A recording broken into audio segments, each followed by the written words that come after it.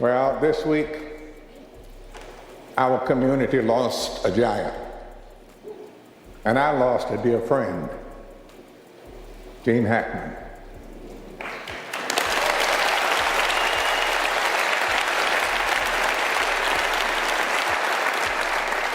I had the pleasure of working alongside Gene on two films, Unforgiven and Under Suspicion.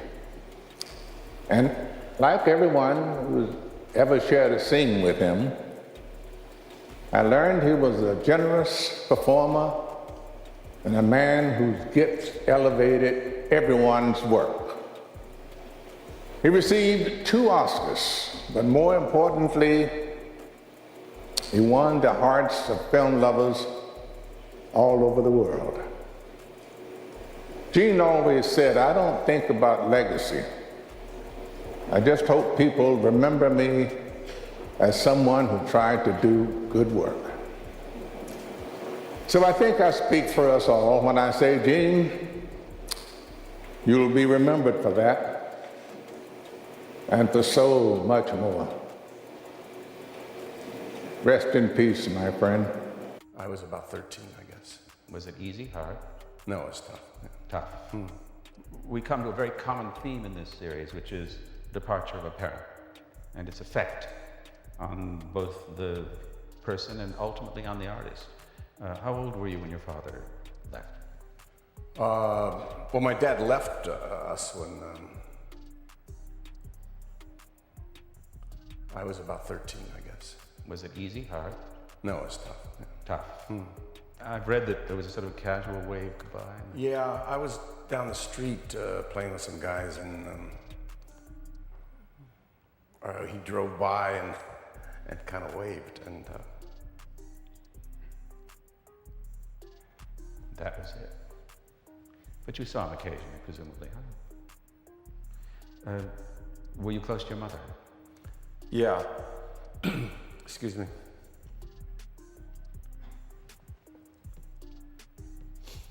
Did life change radically? It's only been 65 years or so, you know.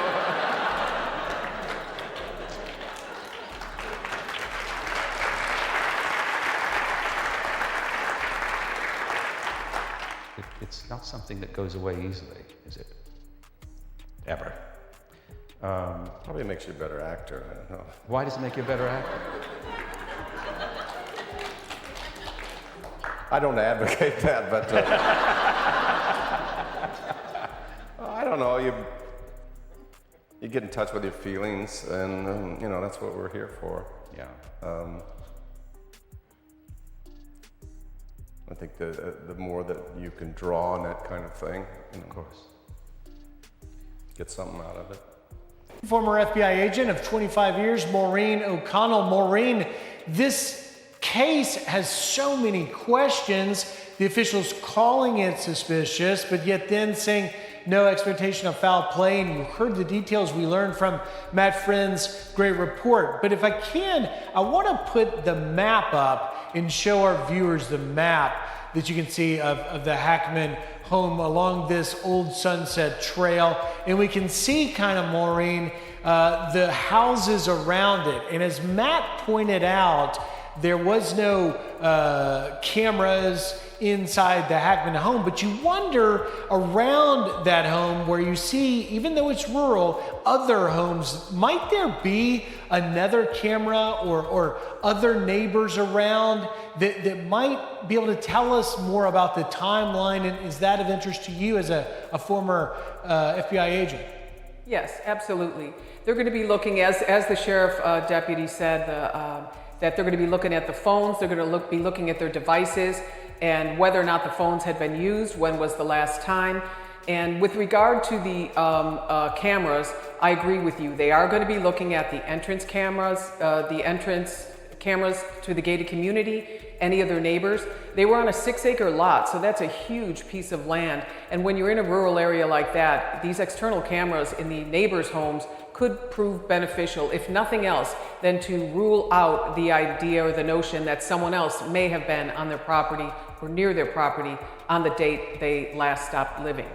And Maureen, what are the questions, as someone who has been for decades a law enforcement investigator with the FBI. What would you be doing right now if you were on the ground? What are the questions you think need to be answered right now? Well, I would be doing exactly what they're doing right now, and I would look at all their devices. There's right now they're narrowing things down, and that's exactly what you want to do. Initially, when law enforcement or the first responders showed up at this location, they thought it probably was an event, like a carbon monoxide or something, because that's oftentimes what happens. However, in this instance, once they ruled that out, you start going down other paths. The hallmark of a great investigator or a really good investigation is to follow the facts as they unfold and stick with them. And that appears to be exactly what they're doing right now, particularly with the phones. I think if they can get into those phones, they may be able to determine who died first, because that seems to be what everyone's asking right now. And although it's extraordinarily rare for two people to die of natural causes on the same day, there is a chance that it might have happened. And for all we know, she could have been the one that had the initial heart attack, and he was running to help her and fell.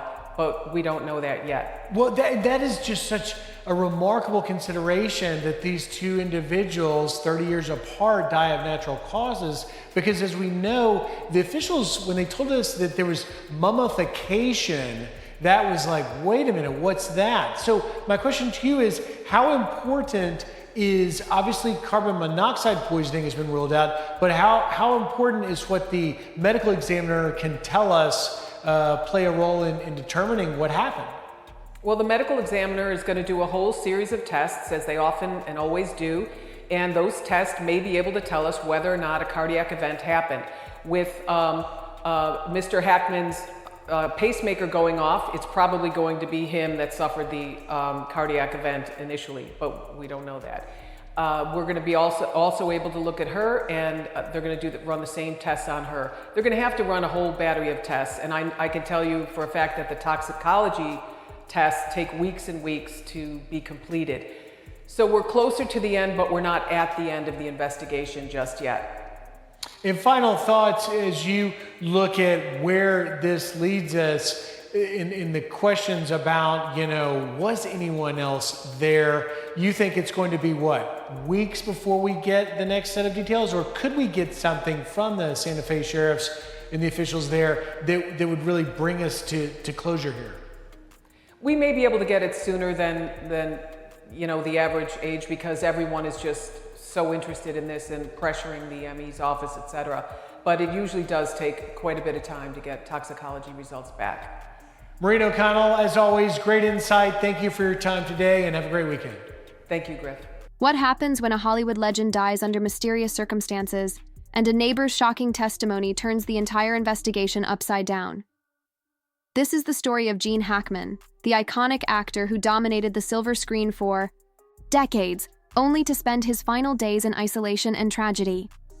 But what really happened inside his Santa Fe mansion? And why did it take so long for the truth to surface? The answers are more unsettling than anyone could have imagined, sir. A lifetime of Hollywood fame, Gene Hackman chose to leave the spotlight behind. He and his wife, Betsy Arakawa, settled in a sprawling 9,000-square-foot mansion in Santa Fe, New Mexico. Surrounded by peaceful landscapes, their life was a far cry from the glitz and glamour of Tinseltown. Hackman spent his days painting, writing, and enjoying the simple pleasures of life. Betsy, a talented pianist, was his constant companion, and together, they shared over 30 years of quiet devotion. But behind the idyllic facade, there were whispers. Neighbors rarely saw the couple, and Hackman's mansion was like a fortress, impenetrable, and mysterious. Why did he isolate himself so completely? Was he hiding something? At the time, no one could have predicted the tragedy that would soon unfold. Gene Hackman's death marked the end of an era. A Hollywood icon, known for his unforgettable roles in films like The French Connection and Superman, he left behind a legacy that will never be forgotten. But his final days were shrouded in tragedy and unanswered questions. What really happened inside that Santa Fe mansion? Was it a series of tragic coincidences, or is there something darker hidden beneath? The surface? The police may have closed the case, but the truth remains a mystery. The story of Gene Hackman's death is a haunting reminder that even the brightest stars can fade in the darkest of ways. What do you think happened in those final days? Was it a tragic accident, or is there more to the story? Let us know your thoughts in the comments below. And if you found this video intriguing, don't forget to like, share, and subscribe for more unsolved mysteries and shocking revelations. The truth is out there. We just have to uncover it.